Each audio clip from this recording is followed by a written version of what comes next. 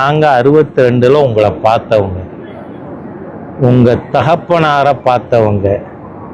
அடைந்தால் திராவிட நாடு, இல்லையேல் சுடுகாடுன்னு சொல்லி சுடுகாட்டுக்கு உங்கள் கொள்கை போனதுக்கப்புறம் நீங்கள் பேசலாமா?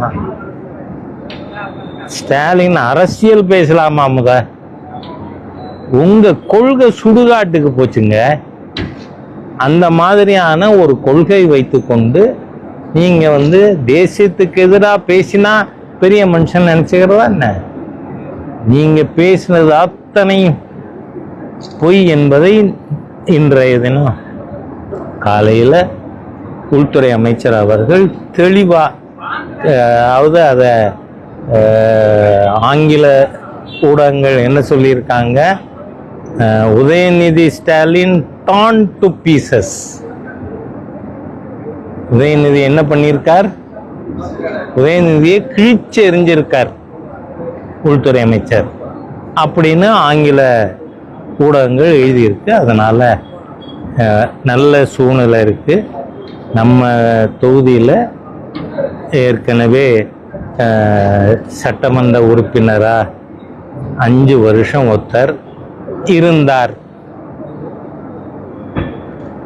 ஏதாவது தொகுதிக்காக சட்டமன்றத்தில் பேசினாரா? வாயை திறந்தாரா?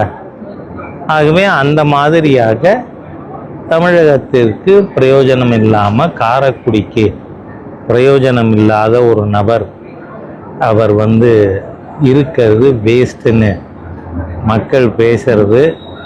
நான் இங்கே ஓய்வில் இருந்தாலும் மக்கள் பேசுறது, வீட்டுக்கு வராங்க, டெய்லி 20 பேர் 30 பேர் வந்து கொண்டே இருக்காங்க. அவங்க என்ன சொல்கிறாங்க, இப்படி பிரயோஜனம் இல்லாத ஒரு நபர் இருந்துட்டார், அதனால் இந்த வாட்டி மாற்றம். தமிழகத்தில் பிரேமலதா என்ன பேசுறாங்கன்னாக்கா, தமிழகத்தில் பாலியல் பலாத்காரம் அதிகமாக நடந்தது, அதே மாதிரி போதை அந்த பொருட்கள் அதிகமான புழக்கம் இருக்குது, முதலமைச்சர் வச்சு பேசிட்டு அதை தவிர்த்து வேற எந்த தவறும் நடக்கலைன்ற மாதிரி பேசிட்டாங்க. நான் சொல்றேன், 1700 பெண் குழந்தைகள் பாதிக்கப்பட்டிருக்கிறத விட ஒரு மானக்கேடு வேற தேவையா? அதை தவிர வேற இல்லைன்னு ஒரு பெண்மணி பேசலாமா? 1700 பெண்கள், பெண் குழந்தைகள். தமிழ்நாட்டில் சட்டம் ஒழுங்குன்னா என்ன விலை கிலோ அப்படின்னு கேட்குற மாதிரி இருக்கக்கூடிய ஒரு மோசம்.